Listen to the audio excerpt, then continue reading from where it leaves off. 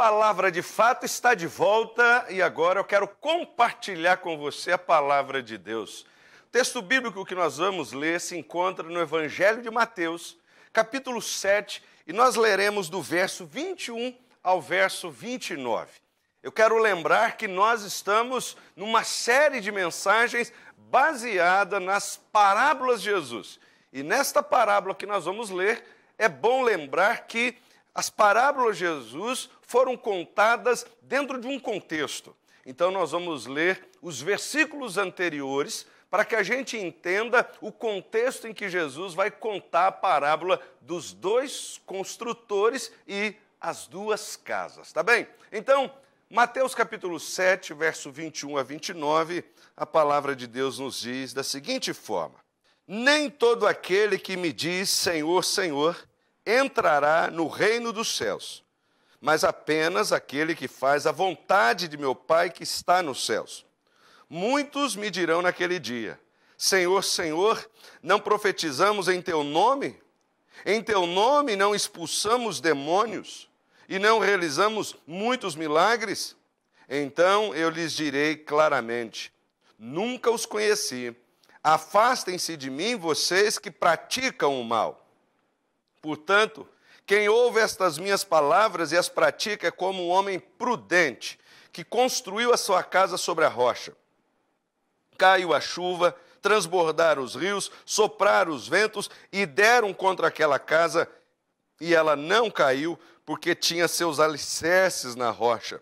Mas quem ouve essas minhas palavras e não as pratica, caiu a chuva, transbordaram os rios, sopraram os ventos e deram contra aquela casa, e ela caiu, e foi grande a sua queda.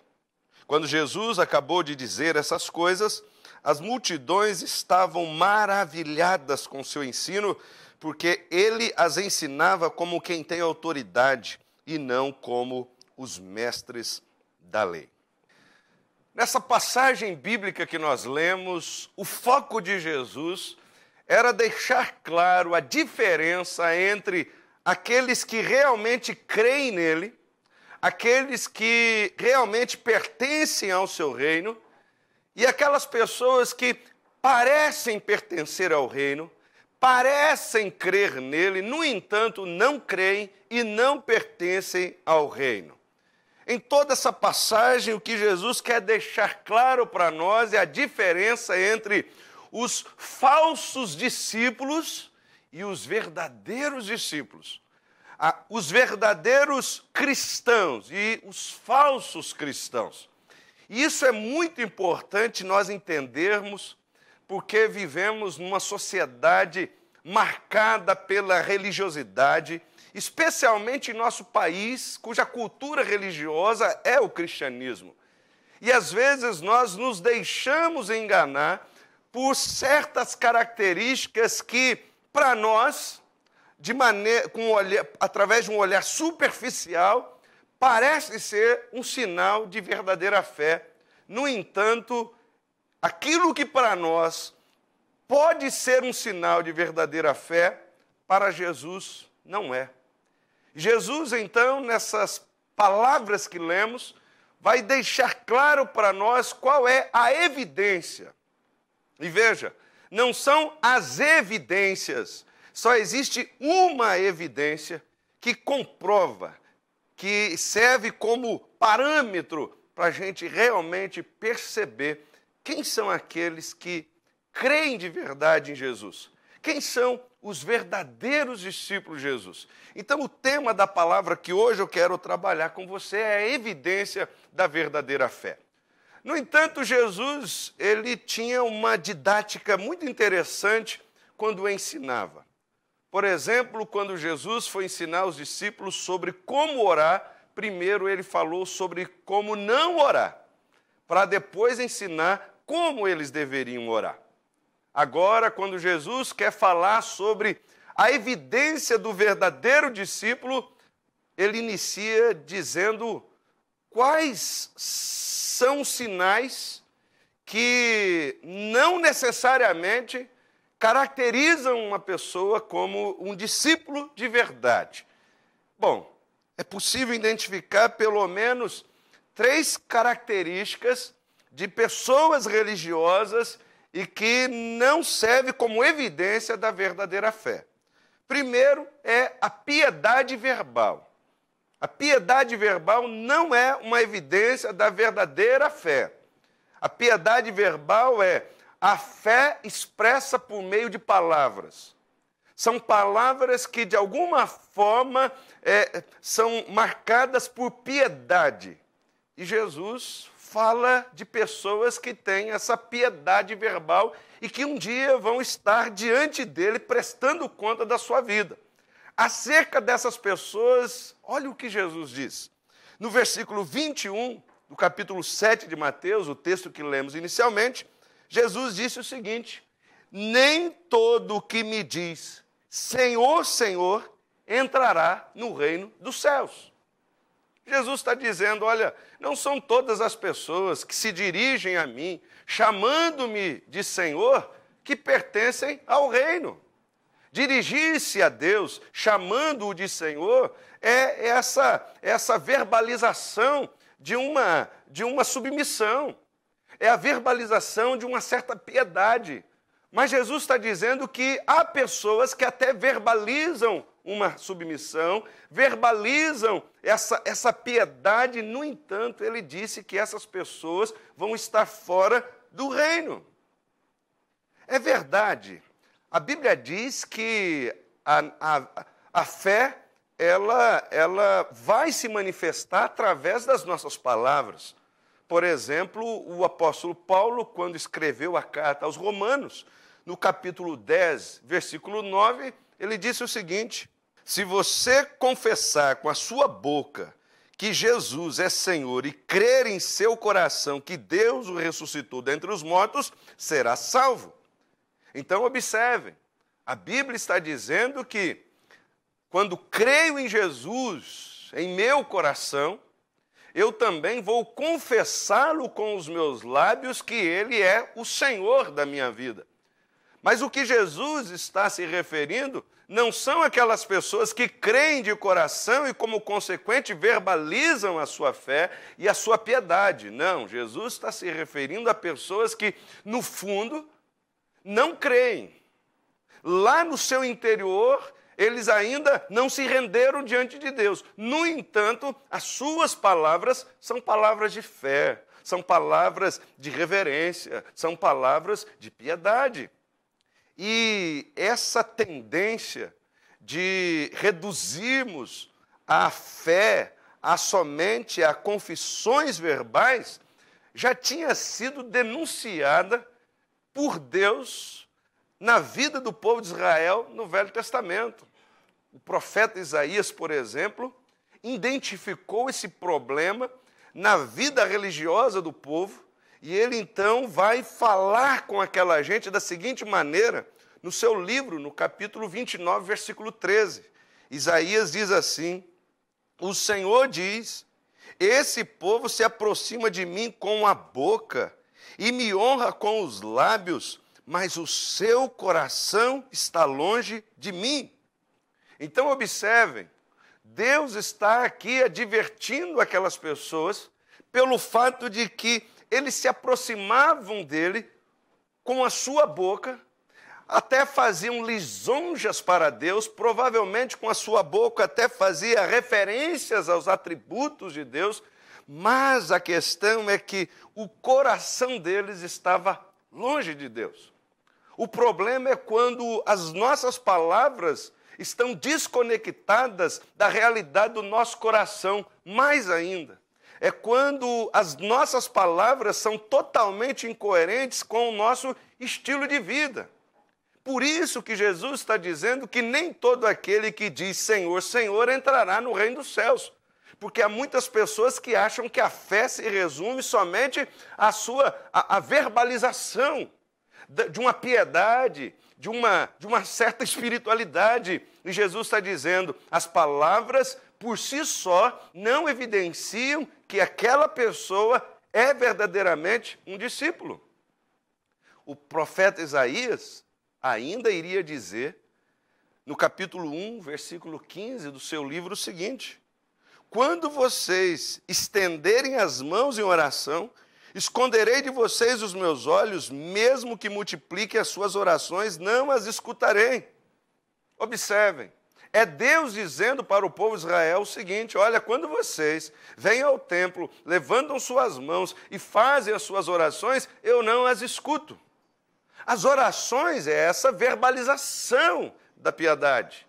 É essa religiosidade expressa por meio de palavras, e que Deus está dizendo: eu não quero ouvir isso. Era uma forma de Deus dizer: vocês acham que eu quero apenas discursos? Vocês acham que eu me contento somente com orações que me elogiam?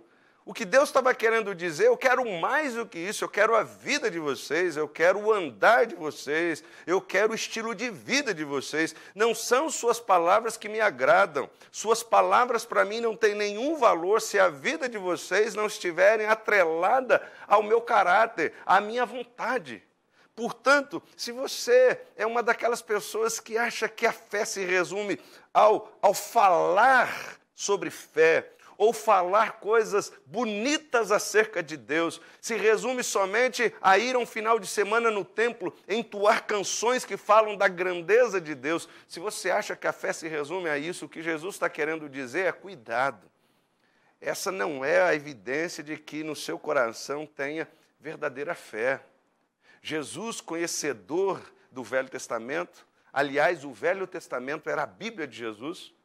Jesus, 750 anos depois de Isaías, vai identificar na vida dos religiosos da sua época o mesmo problema.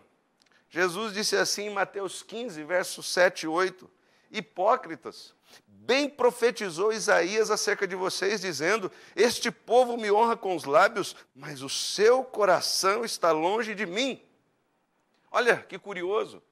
7 séculos depois de Isaías denunciar essa desconexão entre as palavras religiosas e a vida das pessoas na sua época, Jesus vem e identifica o mesmo problema.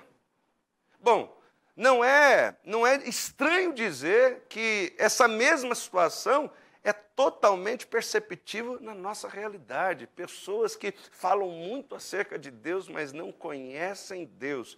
Falam muito com Deus em oração, mas o coração não está conectado a Ele. Então, piedade verbal não é uma evidência da verdadeira fé. Jesus ainda vai mostrar uma outra situação que não é evidência de uma verdadeira fé. A segunda situação é a experiência com milagres e prodígios.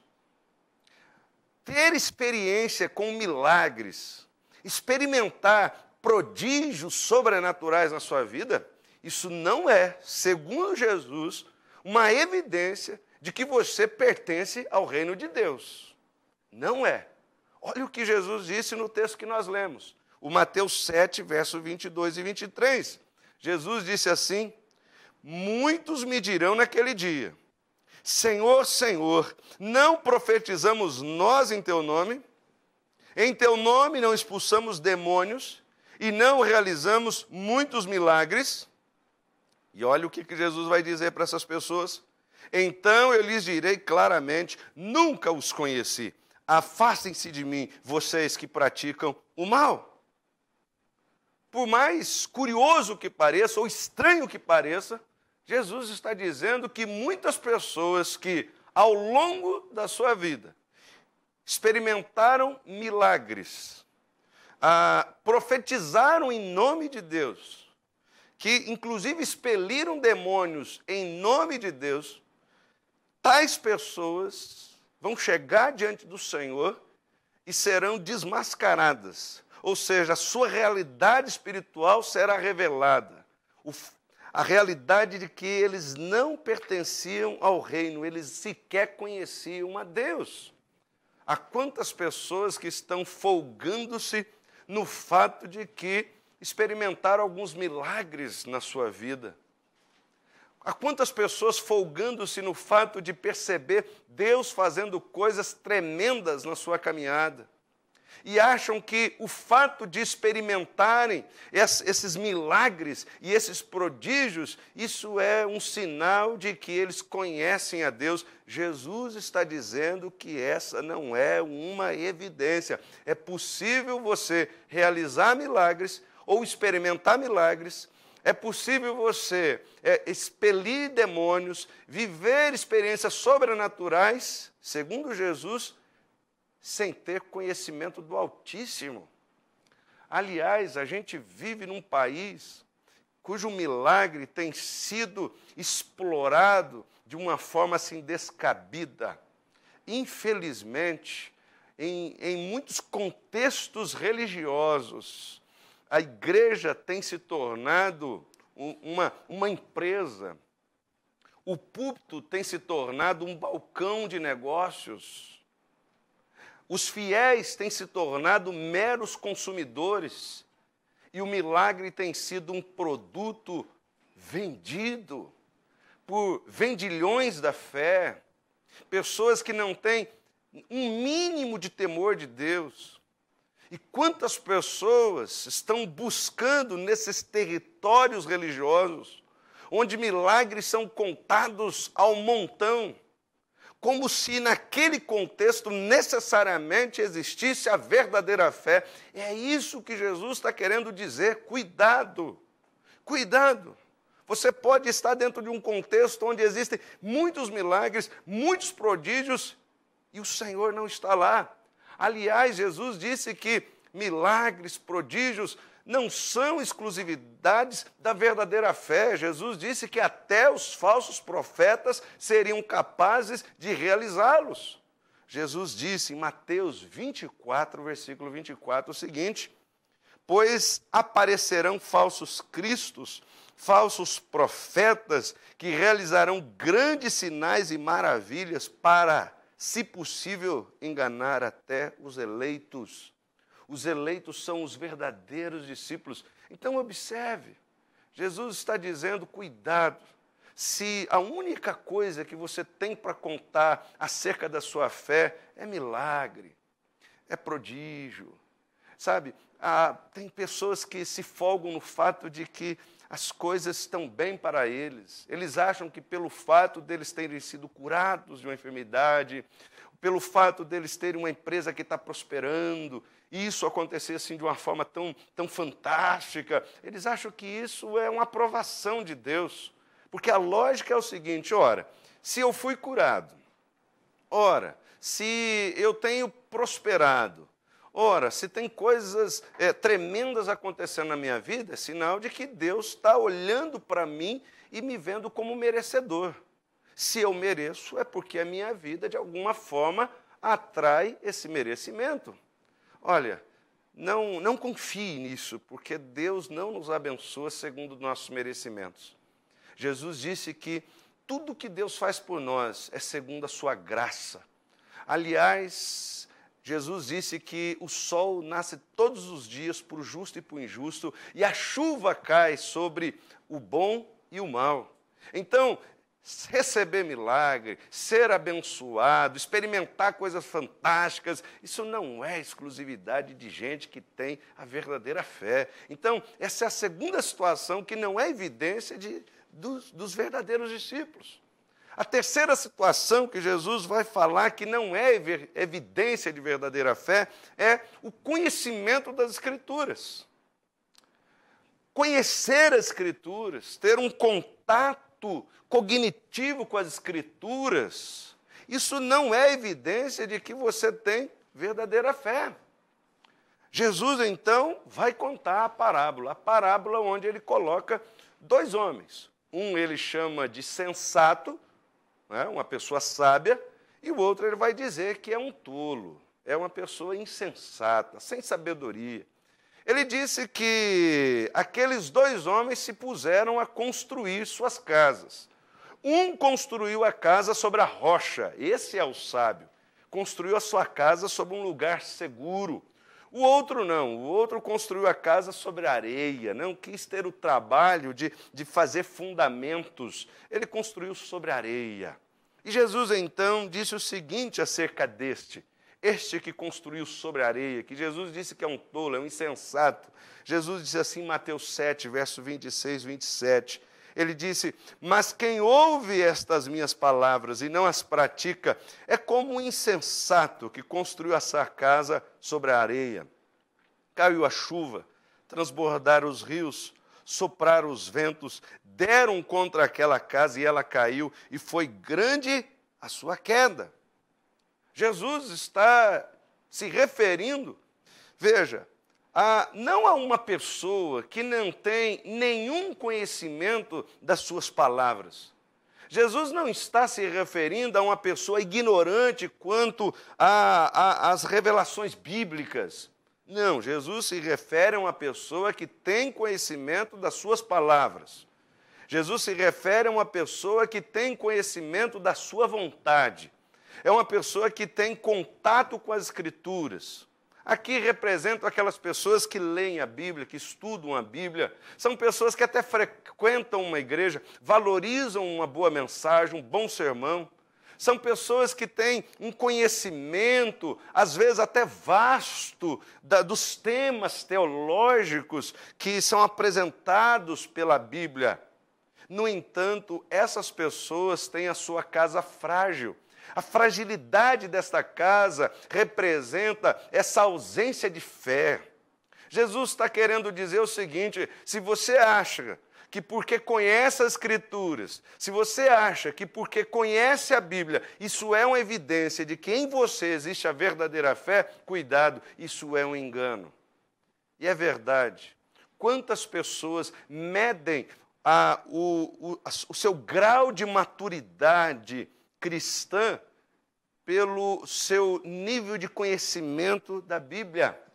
Isso acontece em muitos contextos religiosos, especialmente naqueles que valorizam o conhecimento da Bíblia. O conhecimento da Bíblia é extremamente importante. Conhecer a palavra é algo que eu e você temos que nos empenhar. Esse programa, Palavra de Fato, existe exatamente porque o conhecer a Bíblia, o ter conhecimento da palavra, isso é extremamente valioso. No entanto, o que Jesus quer nos mostrar é que conhecer as Escrituras por si só não é uma evidência de que ali está um verdadeiro discípulo. Porque este conhece, mas não pratica. É isso que Jesus está querendo dizer. Ora, quantas pessoas conhecem muito sobre oração, sabem o que a Bíblia diz sobre oração, mas não oram. E às vezes, porque elas conhecem muito sobre oração, nós achamos que ali existe verdadeira fé. Há quantas pessoas que sabem discorrer nas Escrituras sobre o amor. Elas sabem perfeitamente o que Jesus ensinou sobre o amor, no entanto, elas não amam. Quantas pessoas sabem, por exemplo, desenvolver uma teologia interessante, até profunda sobre o perdão, mas são pessoas amarguradas, são pessoas que não perdoam aqueles que lhes ferem, ou seja, conhecem, mas não conseguem viver. Isso é o sinal de que ali não tem verdadeira fé. Agora, Jesus vai concluir essa palavra, mostrando para nós, então, qual é a evidência da verdadeira fé. Se não é a piedade verbal, se não é a experiência com milagres e prodígios, se não é um conhecimento vasto das Escrituras, então o que pode ser a evidência da verdadeira fé? Jesus vai mostrar que a evidência está na prática da vontade de Deus. É o viver a palavra de Deus que evidencia que ali existe um verdadeiro discípulo. Jesus, então, vai exemplificar esse verdadeiro discípulo por esse personagem da parábola, esse construtor que ele disse que é um homem sábio, é um homem que tem sensatez. Ele disse que esse homem sábio, ele construiu a sua casa sobre a rocha. Construiu a casa sobre a rocha, porque na região palestina, lugar onde Jesus desenvolve o seu ministério, há uma região pedregosa. O solo é pedregoso, rochoso. Então, algumas pessoas que vinham de outras regiões percebiam que construir a casa num lugar onde havia rocha, onde estava muito pedregoso, aquilo daria muito trabalho. Então eles preferiam construir num lugar onde havia areia, era mais fácil edificar a sua casa. O problema é que os rios, no período de chuva, transbordavam. As chuvas vinham com bastante força e essas casas então não suportavam. Então Jesus está falando de algo que realmente acontecia no seu contexto. Mas os moradores da Galiléia, os palestinos que ali moravam, sabiam dessa realidade. Então eles se esforçavam, construíam a casa sobre a rocha. Jesus disse que esse que constrói sobre a rocha é esse homem que ouve as suas palavras, mas ele as coloca em prática. Jesus, quando fala que esta casa, que sofreu fortes ventos, sofreu com fortes chuvas, mas ela permaneceu em pé, esse estado de solidez da casa, de firmeza da casa, é o sinônimo de alguém que crê realmente. Isso é a figura de alguém que realmente é o verdadeiro discípulo. E Jesus está dizendo, esse que ouve e pratica. Agora, deixe-me chamar a sua atenção. Há muitas pessoas que acham que é o praticar a palavra que vai gerar a verdadeira fé. Há muitas pessoas que acham que é praticando a palavra que lá no final elas vão receber do Senhor, olha, você viveu a palavra, então você merece ser salvo. Olha, não é esse o raciocínio bíblico, não é isso que Jesus ensina. O que a Bíblia ensina é que quando eu tenho um encontro com Jesus, o Espírito Santo vem habitar em mim. É esse Espírito que vai me habilitar e capacitar. É o Espírito de Deus em mim, ajudando-me a vencer minhas fraquezas, que vai me capacitar a viver a palavra. Então não é o viver a palavra que gera a verdadeira fé. É a verdadeira fé que gera a prática da palavra. Então, quando você vê uma pessoa que mesmo que conheça as Escrituras, mesmo que verbalize piedade, mesmo que experimente milagres, mas não vive as Escrituras, é porque nele não existe a verdadeira fé. Somente a prática da palavra, somente o colocar as palavras de Jesus em prática é que evidencia que aquela pessoa realmente teve um encontro com o reino de Deus, o seu interior foi transformado e agora ela vive naturalmente a vontade de Deus. Ela ama. Ela não ama como um fado, ela ama porque agora o Senhor deu a ela a disposição de amar. Ela perdoa, mas ela não perdoa simplesmente porque é obrigada a perdoar, ela perdoa porque ela foi alcançada pelo perdão de Deus e agora ela perdoa como resultado do perdão que ela recebeu. Essa pessoa vai ser honesta, vai ser íntegra no que faz, mas não é simplesmente por uma obrigação religiosa. Ela vai ser honesta e íntegra no que faz, porque ela quer refletir o caráter de Deus. Ela entendeu que nasceu de novo para isso. A experiência dela com Deus vai levá-la naturalmente a querer viver os valores e os princípios dele para ela. E esse é o sinal de que, de fato, ali há um discípulo de Jesus. Por isso, eu convido você hoje a fazer uma avaliação não da vida dos outros. Essa palavra não é para você buscar nos outros a evidência da verdadeira fé ou os sinais que apontam para uma fé falsa. Não, essa palavra é para ajudar você a avaliar a si mesmo. É para você fazer um exame de si mesmo, para você perceber se o que você está vivendo é uma religiosidade vazia, uma religiosidade enganosa, ou você tem experimentado verdadeiramente um relacionamento com Deus. Porque quando o Senhor voltar, quando Jesus voltar, a única coisa que nós queremos ouvir dele não é quantos milagres nós experimentamos, não são quantas orações bonitas fizemos em público, não é o quanto temos de conhecimento teológico. A única coisa que nós queremos ouvir de Jesus é: vinde benditos de meu Pai, possuam por herança o reino que vos está preparado desde a fundação do mundo. A única coisa que nós queremos ouvir dele é: venham, vamos continuar o nosso relacionamento. Venham, vamos estreitar ainda mais a nossa relação. Venham, vocês me conhecem, mas agora vocês me conhecerão ainda mais. É só isso que queremos ouvir dele. Eu espero que essa palavra de alguma forma tenha sido bênção para o seu coração, tá bem? Nós vamos para um rápido intervalo, daqui a pouquinho, Palavra de Fato volta para o nosso momento de oração. Palavra